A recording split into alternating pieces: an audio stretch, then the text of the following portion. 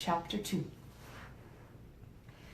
Mrs. John Dashwood now installed herself mistress of Norland, and her mother and sisters-in-law were degraded to the condition of visitors.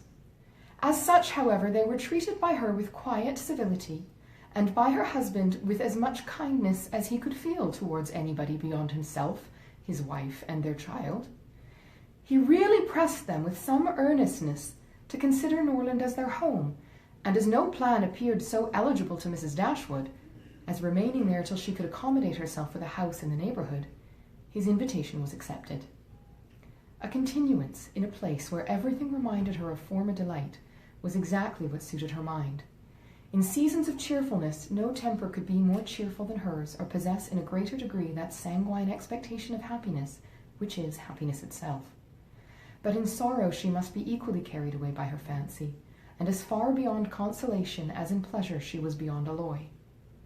Mrs. John Dashwood did not at all approve of what her husband intended to do for his sisters. To take 3,000 pounds from the fortune of their dear little boy would be impoverishing him to the most dreadful degree. She begged him to think again on the subject. How could he answer it to himself to rob his child, and his only child too, of so large a sum? And what possible claim could the Miss Dashwoods, who were related to him only by half-blood, which she considered as no relationship at all, have on his generosity to so large an amount? It was very well known that no affection was ever supposed to exist between the children of any man by different marriages. And why was he to ruin himself and their poor little Harry by giving away all his money to his half-sisters? "It was my father's last request to me," replied her husband, "that I should assist his widow and daughters. He did not know what he was talking of, I dare say, 10 to 1, but he was light-headed at the time. Had he been in his right senses, he could not have thought of such a thing as begging you to give away half your fortune from your own child. He did not stipulate for any particular sum, my dear Fanny. He only requested me in general terms to assist them and make the situation more comfortable than it was in his power to do. Perhaps it would have been as well if he had left it wholly to myself. He could hardly suppose I should neglect them. But as he required the promise, I could not do less than give it. At least I thought so at the time. The promise, therefore, was given and must be performed. Something must be done for them whenever they leave Norland and settle in a new home." "Well, then, let something be done for them. But that something need not be 3,000 pounds. Consider," she added, "that when the money is once parted with, it can never return. Your sisters will marry, and it will be gone forever. If, indeed, it could ever be restored to our poor little boy." "Why, to be sure," said her husband very gravely, "that would make a great difference. The time may come when Harry will regret that so large a sum was parted with. If he should have a numerous family, for instance, it would be a very convenient addition." "To be sure it would." "Perhaps, then, it would be better for all parties if the sum were diminished by 1/2. 500 pounds would be a prodigious increase to their fortunes." "Oh, beyond anything great! What brother on earth would do half so much for his real sisters? Even if really his sisters, and as it is, only half-blood. But you have such a generous spirit." "I would not wish to do anything mean," he replied. "One had rather on such occasions do too much than too little. No one at least can think I have not done enough for them. Even themselves, they can hardly expect more." "There is no knowing what they may expect," said the lady, "but we are not to think of their expectations. The question is, what can you afford to do?" "Certainly, and I think I may afford to give them 500 pounds apiece. As it is, without any addition of mine, they will each have above 3,000 pounds on their mother's death, a very comfortable fortune for any young woman." "To be sure it is, and indeed it strikes me that they can want no addition at all. They will have 10,000 pounds divided amongst them. If they marry, they will be sure of doing well, and if they do not, they may all live very comfortably together on the interest of 10,000 pounds. "That is very true, and therefore I do not know whether upon the whole it would not be more advisable to do something for their mother while she lives rather than for them. Something of the annuity kind, I mean. My sisters would feel the good effects of it as well as herself. 100 a year would make them all perfectly comfortable." His wife hesitated a little, however, in giving her consent to this plan. "To be sure," said she, It is better than parting with £1,500 at once, but then if Mrs. Dashwood should live 15 years, we shall be completely taken in. 15 years, my dear Fanny. Her life cannot be worth half that purchase. Certainly not, but if you observe, people always live forever when there is an annuity to be paid them. And she is very stout and healthy, and hardly 40. An annuity is a very serious business. It comes over and over every year, and there's no getting rid of it. You are not aware what you are doing. I have known a great deal of the trouble of annuities, for my mother was clogged with the payment of 3 to old superannuated servants by my father's will, and it is amazing how disagreeable she found it. Twice every year these annuities were to be paid, and then there was the trouble of getting into them, and then one of them was said to have died, and afterwards it turned out to be no such thing. Oh, my mother was quite sick of it. Her income was not her own, she said, with such perpetual claims on it, and it was the more unkind in my father because otherwise the money would have been entirely at my mother's disposal, without any restriction whatever. It has given me such an abhorrence of annuities that I am sure I would not pin myself down to the payment of one for all the world. It is certainly an unpleasant thing, replied Mr. Dashwood, to have those kind of yearly drains on one's income. One's fortune, as mother justly says, is not one's own. To be tied down to the regular payment of such a sum on every rent day is by no means desirable. It takes away one's independence. Undoubtedly. And after all, you have no thanks for it. They think themselves secure, you do no more than what is expected, and it raises no gratitude at all.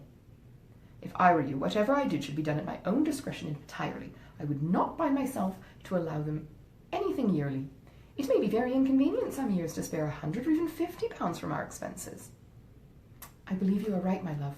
It will be better that there should be no annuity in the case.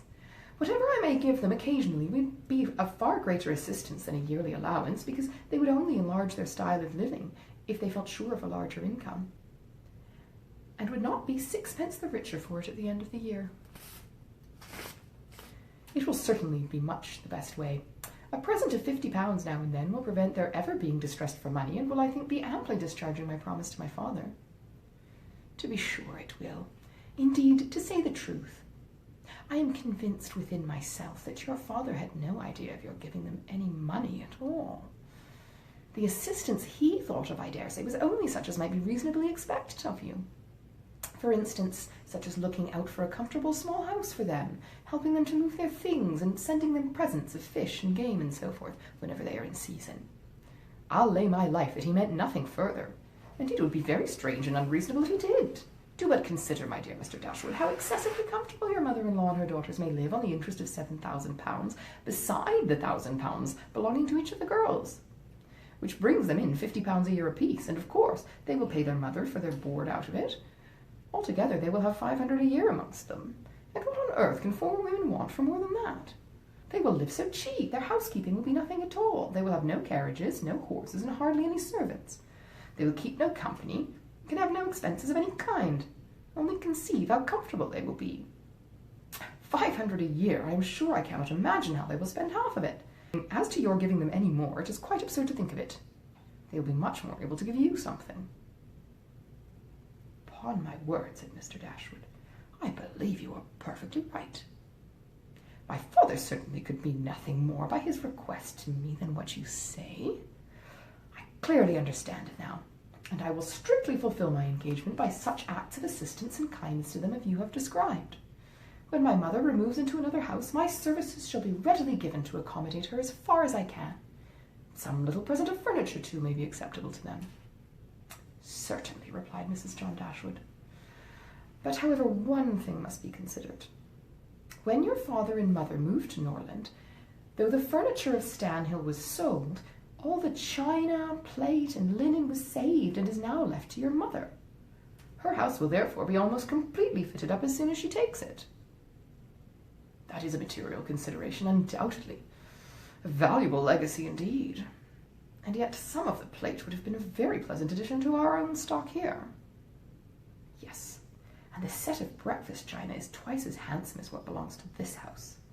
A great deal too handsome, in my opinion, for any place they can ever afford to live in. But, however, so it is. Your father thought only of them. And I must say this, that you owe particular gratitude to him, nor attention to his wishes, for we very well know that if he could, he would have left almost everything in the world to them. This argument was irresistible. It gave to his intentions whatever of decision was wanting before, and he finally resolved that it would be absolutely unnecessary, if not highly indecorous, to do more for the widow and children of his father than such kind of neighbourly acts as his own wife pointed out. Chapter 2. Mrs. Dashwood remained at Norland several months, not from any disinclination to move when the sight of every well-known spot ceased to raise the violent emotion which it produced for a while. For when her spirits began to revive, and her mind became capable of some other exertion than that of heightening its affliction by melancholy remembrances, she was quite impatient to be gone, and indefatigable in her inquiries for a suitable dwelling in the neighbourhood of Norland, for to remove far from that beloved spot was impossible. But she could hear of no situation that at once answered her notions of comfort and ease, and suited the prudence of her eldest daughter, whose steadier judgment rejected several houses as too large for their income, which her mother would have approved. Mrs. Dashwood had been informed by her husband of the solemn promise on the part of his son in their favour, which gave comfort to his last earthly reflections. She doubted the sincerity of this assurance no more than he had doubted it himself, and she thought of it for her daughter's sake with satisfaction, though as for herself she was persuaded that a much smaller provision than £7,000 would support her in affluence. For their brother's sake, too, for the sake of his own heart, she rejoiced, and she reproached herself for being unjust to his merit before, in believing him incapable of generosity. His attentive behaviour to himself and his sisters convinced her that their welfare was dear to him, and for a long time she firmly relied on the liberality of his intentions. The contempt which she had very early in their acquaintance felt for her daughter-in-law was very much increased by the further knowledge of her character, which half a year's residence in her family afforded. And perhaps, in spite of every consideration of politeness or maternal affection on the side of the former, the two ladies might have found it impossible to have lived together so long, had not a particular circumstance occurred to give still greater eligibility, according to the opinions of Mrs. Dashwood, to her daughter's continuance at Norland. This circumstance was a growing attachment between her eldest girl and the brother of Mrs. John Dashwood, a gentlemanlike and pleasing young man who was introduced to their acquaintance soon after his sister's establishment at Norland, and who had since spent the greatest part of his time there. Some mothers might have encouraged the intimacy from motives of interest, for Edward Ferrars was the eldest son of a man who had died very rich, and some might have repressed it from motives of prudence, for except a trifling sum, the whole of his fortune depended on the will of his mother. But Mrs. Dashwood was alike uninfluenced by either consideration. It was enough for her that he appeared to be amiable, that he loved her daughter, and that Eleanor returned the partiality. It was contrary to every doctrine of hers that difference of fortune should keep any couple asunder who were attracted by resemblance of disposition, and that Eleanor's merit should not be acknowledged by everyone who knew her was to her comprehension impossible. Edward Ferrars was not recommended to their good opinion by any particular graces of person or address. He was not handsome, and his manners required intimacy to make them pleasing. He was too diffident to do justice to himself, but when his natural shyness was overcome, his behaviour gave every indication of an open, affectionate heart. His understanding was good, and his education had given it solid improvement, but he was neither fitted by abilities nor disposition to answer the wishes of his mother and sister, who longed to see him distinguished, as they hardly knew what. They wanted him to make a fine figure in the world in some manner or other. His mother wished to interest him in political concerns, to get him into Parliament, or to see him connected with some of the great men of the day. Mrs. John Dashwood wished it likewise, but in the meanwhile, till one of these superior blessings could be attained, it would have quieted her ambition to see him driving a barouche. But Edward had no turn for great men or barouches. All his wishes centred in domestic comfort and the quiet of private life. Fortunately, he had a younger brother who was more promising. Edward had been staying several weeks in the house before he engaged much of Mrs. Dashwood's attention, for she was at that time in such affliction as rendered her careless of surrounding objects. She saw only that he was quiet and unobtrusive, and she liked him for it. He did not disturb the wretchedness of her mind by ill-timed conversation. She was first called to observe and approve him farther by a reflection which Elinor chanced one day to make on the difference between him and his sister. It was a contrast which recommended him most forcibly to her mother. "It is enough," said she, "to say that he is unlike Fanny is enough. It implies everything amiable. I love him already." "I think you will like him," said Elinor, "when you know more of him." "Like him?" replied her mother with a smile. "I can feel no sentiment of approbation inferior to love." "You may esteem him." "I have never yet known what it was to separate esteem and love." Mrs. Dashwood now took pains to get acquainted with him.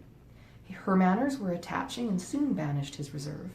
She speedily comprehended all his merits. The persuasion of his regard for Elinor perhaps assisted her penetration, but she really felt assured of his worth, and even that quietness of manner which militated against all her established ideas of what a young man's address ought to be, was no longer uninteresting when she knew his heart to be warm and his temper affectionate. No sooner did she perceive any symptom of love in his behaviour to Elinor than she considered their serious attachment as certain, and looked forward to their marriage as rapidly approaching. "In a few months, my dear Marianne," said she, "Elinor will in all probability be settled for life. We shall miss her, but she will be happy." "Oh, mamma, how shall we do without her?" "My love, it will scarcely be a separation. We shall live within a few miles of each other, and shall meet every day of our lives. You will gain a brother, a real affectionate brother. I have the highest opinion in the world of Edward's heart. But you look grave, Marianne. Do you disapprove your sister's choice?" "Perhaps," said Marianne, "I may consider it with some surprise. Edward is very amiable, and I love him tenderly, but yet he is not the kind of young man. There is something wanting. His figure is not striking. It has none of that grace which I should expect in the man who could seriously attach my sister. His eyes want all that spirit, that fire which at once announce virtue and intelligence. And besides all this, I am afraid, mamma, he has no real taste. Music seems scarcely to attract him, and though he admires Elinor's drawings very much, it is not the admiration of a person who can understand their worth. It is evident, in spite of his frequent attention to her while she draws, that in fact he knows nothing of the matter. He admires as a lover, not as a connoisseur. To satisfy me, those characters must be united. I could not be happy with a man whose taste did not in every point coincide with my own. He must enter into all my feelings. The same books, the same music must charm us both. Oh, mamma, how spiritless, how tame was Edward's manner in reading to us last night. I felt for my sister most severely, yet she bore it with so much composure she seemed scarcely to notice it. I could hardly keep my seat. To hear those beautiful lines which have frequently almost driven me wild, pronounced with such impenetrable calmness and such dreadful indifference. He would certainly have done more justice to simple and elegant prose. I thought so at the time, but you would give him Cooper. Nay, mamma, he is not to be animated by Cooper. But we must allow for difference of taste. Elinor has not my feelings, and therefore she may overlook it and be happy with him, but it would have broke my heart, had I loved him, to hear him read with so little sensibility. Mamma, the more I know of the world, the more I am convinced that I shall never see a man whom I can really love. I require so much. He must have all Edward's virtues, and his person and manners must ornament his goodness with every possible charm. Remember, my love, that you are not 17. It is yet too early in life to despair of such happiness. Why should you be less fortunate than your mother? In one circumstance only, my Marianne, may your destiny be different from hers.